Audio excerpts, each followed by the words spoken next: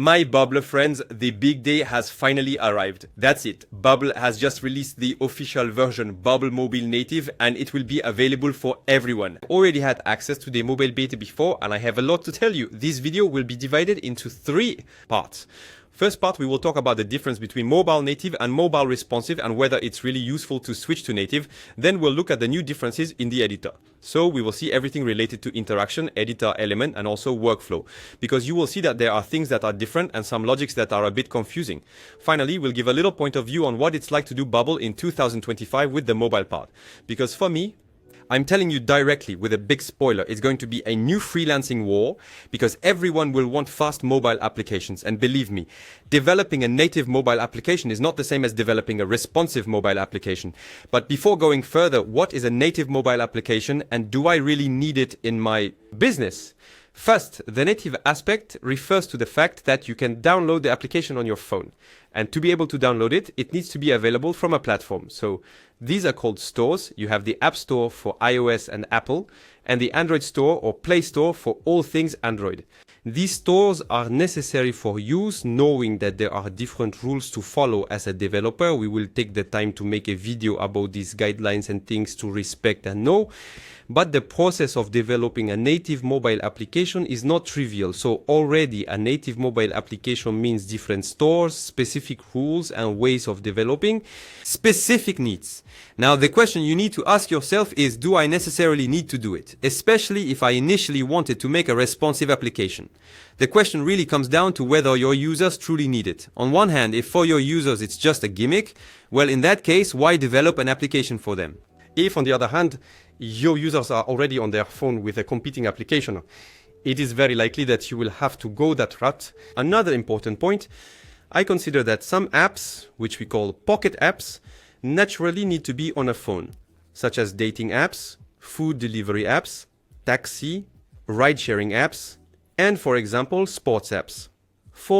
For me, these are applications that make no sense being anywhere other than on a phone. Yet being developed on app stores means that the applications will be listed differently. You have the possibility of being on a store with potentially far fewer competitors and thus a different logic of referencing with something very visual, unlike a desktop application, which then should be just referenced in terms of SEO, meaning organic referencing, which is not always straightforward because you have many competitors. Be aware, however, that when you distribute your application on the stores, you will encounter publication rules and validation systems that are going to be much more complicated.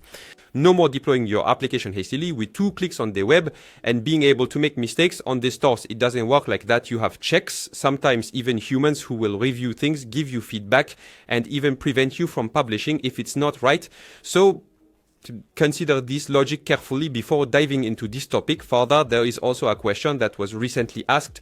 Do I need to start Bubble from scratch through the classic web part to switch to native mobile? Well, in fact, I would say that you actually need the basics on the classic Bubble side, meaning knowing how to properly develop logics, functions, etc. But there are some topics in mobile that should be taken directly from the mobile part. Basically, you will see that some logics are not the same. And I, as an inexperienced bubbler, it confused me a bit. In fact, these 2 ways of building an application were until the end. In my opinion, there are some serious topics to consider as a freelancer in this mobile market that is to emerge.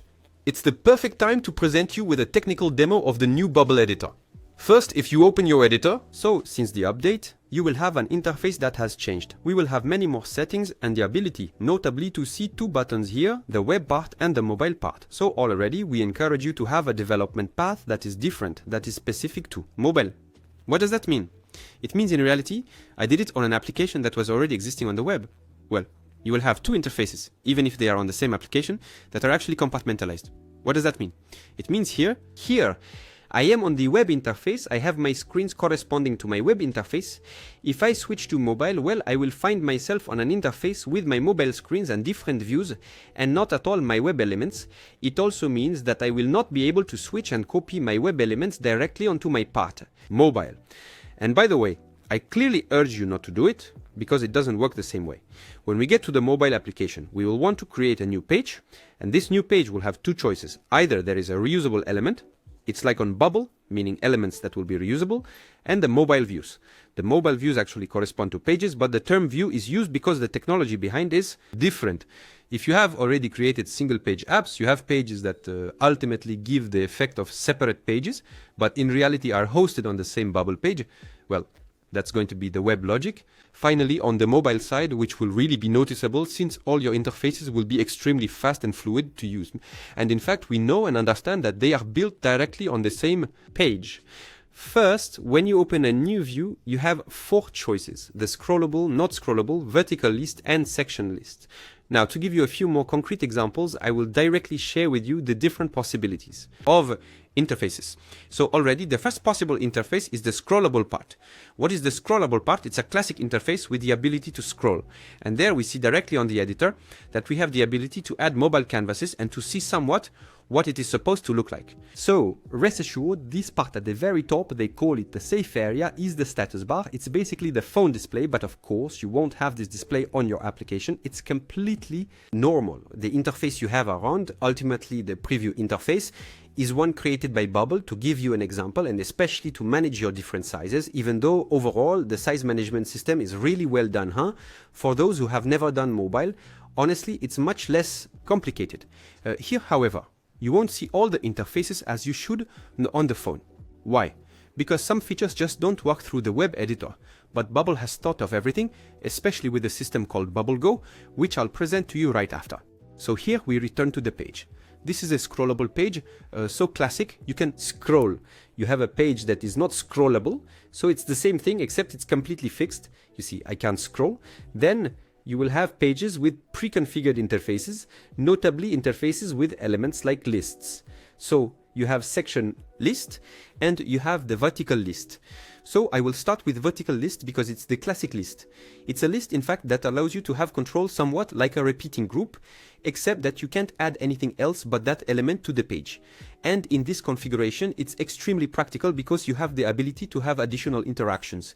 And finally, you have the part vertical section list, and there it's the same thing except that you have a topic of header in the section, meaning that logically you have a group by that is done. So this means that you will be able to gather your different contents through, let's say, a group by, and thus a gathering through a unit in the data.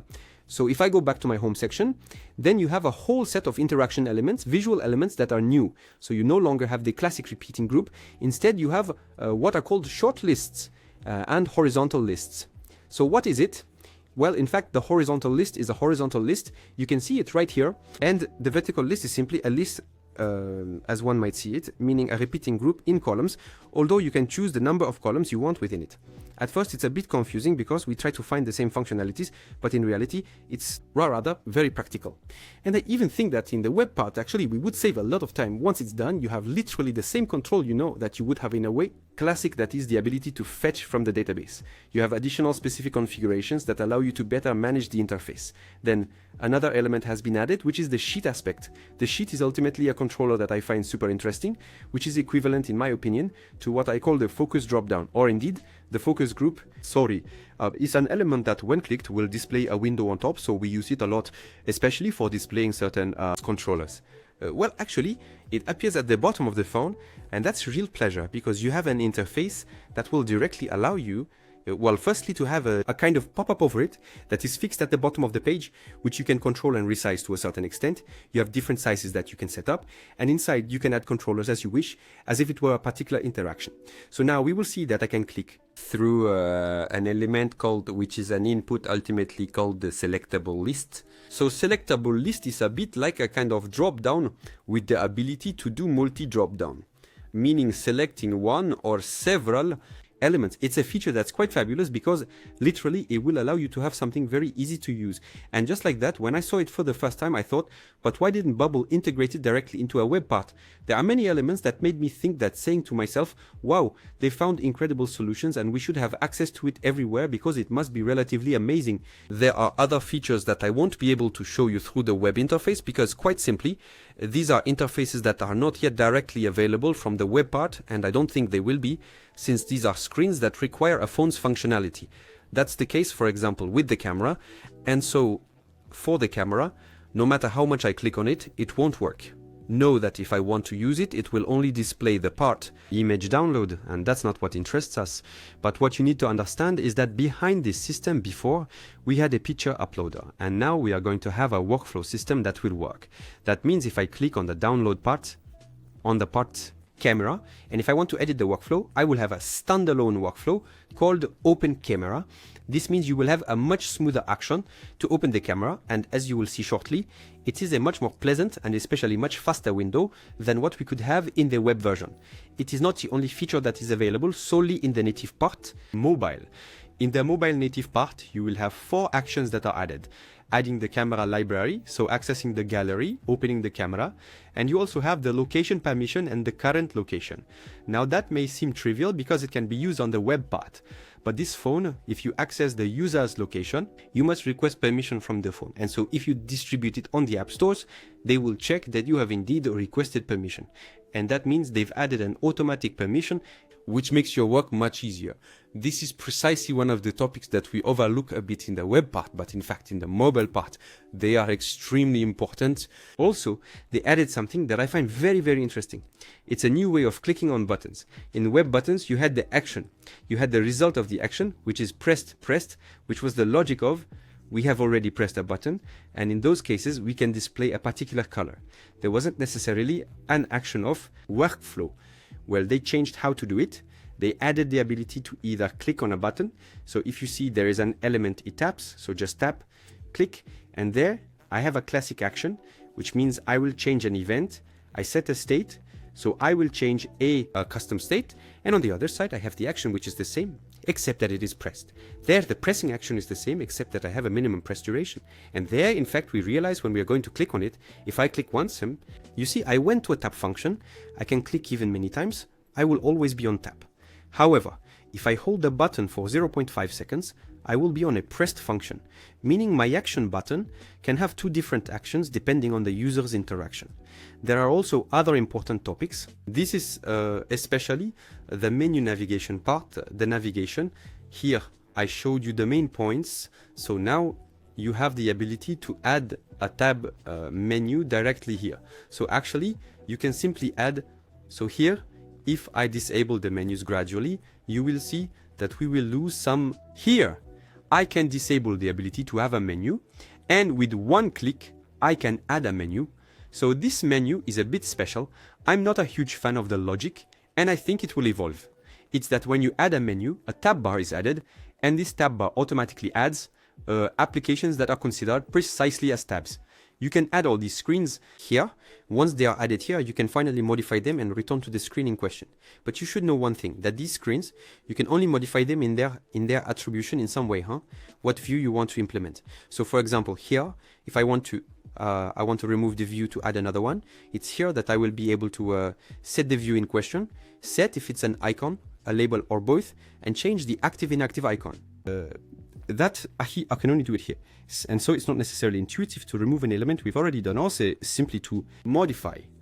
This menu is limited to 5 items. So that means if I reach 5, you see I can't add more. And I find that not very obvious. A logic that is still there, it's the logic of go to page. So here it's a go to view, and you will see that this function works well. But there's a small detail to know, that is with the go to view, you have the ability either to make a stack, so to make the sheet of a classic page, or to make a modal.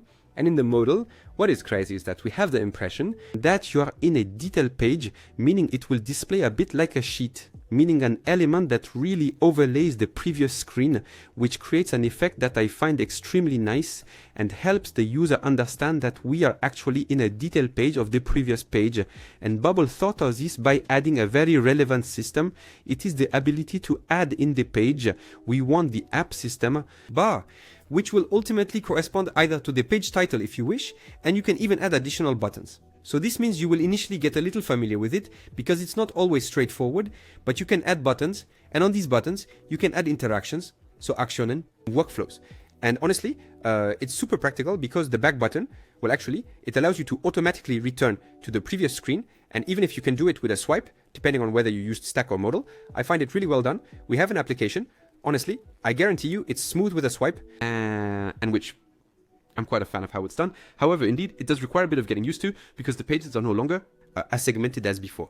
There are many pages that actually need to be connected in a certain way, and it's not always obvious, especially when adding properties that will allow us to communicate with the page. What does that mean? It means that you no longer have dynamic pages that you call with what we call a go-to page. That's no longer the case, nor the parameters that we could add in the URLs. Instead, we will use properties and send these properties to the relevant pages. For example, here, I have a go-to page that will go send me to a detail view page, and in my detail view, I added a particular piece of data. This particular piece of data, if I go to the detail page, in reality, it's a property page that I added here. So there is no more current page X, right, that we had there. We directly have the ability to address the page, global, and to be able to retrieve the data source inside. To access your mobile interface, you will have access to an application called Bubble Go. So it will open by giving access to your Bubble application and all your Bubble applications. So be careful if you have many applications, it might sometimes lag. In my case, it does, and it can be a bit complicated to remember to launch it well in advance. So already when you arrive on it, you will have access to your application, and when I open it, they will propose a branch to me. I'll skip the details, and when it opens, we will access a kind of test fly. If you need to reload your application, that is, if you make a modification on Bubble side, shake your phone, and actually it will allow you to relaunch the application. So that's important because it allows you to relaunch a change you would have made. Then you have access to the application. So as you can see, I have my home menu, which even though I am in a scrollable mode, will not move, and that's something we couldn't see on the web version. From there, well, the actions, as I was telling you, I added them not as a stack, but in a modal part. If it were a stack, we would say that this would be a different page.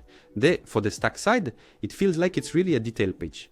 And I even had fun adding a sheet to show you the example with the capability. So here I didn't open it more than that to have fun writing. In fact, I don't have, those little zooming bugs. Well, I won't have them here, and so it works perfectly. Now, if I want to go back, no problem. I just have to lower this screen, and you see I'm on something extremely smooth. Whether we are on each of the pages, you see there's no particular latency, and it really gives something interactive and extremely I find it pleasant to use. Next, what I will show you, the different sheets. We can see the interactions here, and especially the part date picker. So here you see I have direct access to a calendar, something that's quite pleasant to use and functional. Finally, the part, so camera. So here you see it directly opens an interface here. Hello everyone, and I can simply take the photo. So here I don't have a recording, but I can take the photo and cancel it if I want. Regarding the other interfaces, it's super nice to have actions we can use like that. And it is really especially nice to be able to go all the way, to pull all the way.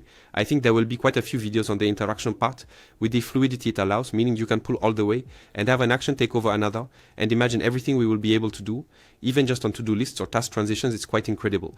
By the way, I take advantage of this mobile part. To also clarify something for you, the plugin part currently, at least at the time I am speaking to you from the earlier tests, is not available for the native Bubble mobile part. And so I think the plugin store special mobile version will be made because, well, the technologies used won't be exactly the same. And there you go. You will have to be a little patient. There are still some plugins, but you have to find them rather on a separate forum than in the plugin store and install them somewhat manually. So I can't wait to talk to you about whether or not Bubble has found a solution coherent. And I am making an intervention in this video, in my own video, to give a status update right after the conference on Bubble Mobile. What you need to know is that we got information about the pricing. I put the article in front of you by French. The reality is, as I mentioned earlier, the development logic not being the same, I suspected they would try to separate it and that it would be noticeable in the pricing. Well, it's done. There is indeed one pricing for the web and another pricing for mobile. Only and a pricing that combines both. So without much surprise, we're looking at pricing that doesn't change for the web, but is slightly more advanced for the mobile, knowing that indeed it's an annual price. So if you want it monthly, you should expect, in my opinion, an additional $5 or $6, bringing it close, in my opinion, to $47. And if you look closely at the web plus mobile level, it should be, I think, $65. Indeed, the price itself I find of the Web Plus Mobile is really interesting compared to the price of each element separately. I know that the pricing system will generate much discussion as usual with Bubble, as usual within the community. Personally, I tend to remind one thing that I think is important. When creating an application for a client or for oneself, it's with an objective financial. You can have fun with an application, and in those cases you don't deploy it and it doesn't cost anything. But if you make an application, it's to make money. So it's reasonable for Bubble to earn money in return for a pricing that you will pay. And here, the logic, no matter the price, is ultimately about making a profit. Know that today most AIs charge you $20 not for production or deployment, just to create, enjoy, or even fail. Well, I wouldn't understand why Bubble couldn't do the same, knowing that you can almost create indefinitely if it's just for you amuse. I find that today it's extremely reasonable, knowing that a mobile application has much more value on the market, provided of course you associate a business model with it. Other information to know is that this pricing would be implemented starting October 1st, 2025. This means that until October you will benefit from the classic prices for both elements. Finally, you will have to spend an additional amount to register and have a developer account on iOS and Android. These are mandatory things, and in this case, it is not at all linked to Bubble. You will need to budget about $99 a year for a developer account on Apple and about $25 a year for an account on Android, that is the Play Store. There you go. I have finished my contribution and I am handing back the rest of the video. I wanted to take a few minutes in this video to talk to you about my point of view as a freelancer and expert on Bubble in 2025, and what I would give, let's say, as advice to someone who says, well, I would like to start on Bubble now. So first of all, what you need to understand is that even as an expert, the arrival of Bubble Mobile Native will completely change. Why? Because a native mobile application is not just a change in format, it is a paradigm shift, a change in logic, a change in structure. It means that everyone will at least partly start from scratch. If not everyone has the same skills and not everyone has started yet, it means there will be a race, people who will have the information and will position themselves as mobile application development experts. And now you are in a new playing field, you are in a new market, and I can guarantee you that many people in need. Nearly 40% of my clients personally contacted me again to find out if they could create a native mobile application of their own. Also know one thing, a mobile application is more expensive and paid more than a web application. Classic, that means of course we expect quality in addition, but quality that comes at a price. I'm willing to bet that there will be specialized agencies. And that for me is not to be disregarded because it finally allows you to be positioned in a much more niche sector. Because currently there's not much really that allows for mobile applications apart from Flutterflow or from code. I am really talking about serious applications. Last topic, I would say that if you are starting now on Bubble, knowledge of native Bubble is good, but product knowledge around app creation, especially native, is going to be very important. I would even say that it is on par in terms of usage. I still see too many people making ugly things without Bubble, and it's something that can no longer be overlooked. Today, the real skill is someone who can make things both attractive and functional. In any case, I'm really curious to know what you think about this new Bubble beta. Mobile. Perhaps for some, it will be the opportunity to get back to Bubble, or for others, precisely, to start with Bubble. Anyway, feel free to write me in the comments. As for me, I'll see you soon. Don't hesitate to subscribe to the channel if you want to see more tutorials. There are many tutorials coming on the mobile part, as the features will be released progressively. Anyway, have a good day everyone, and see you soon on Ottho's channel.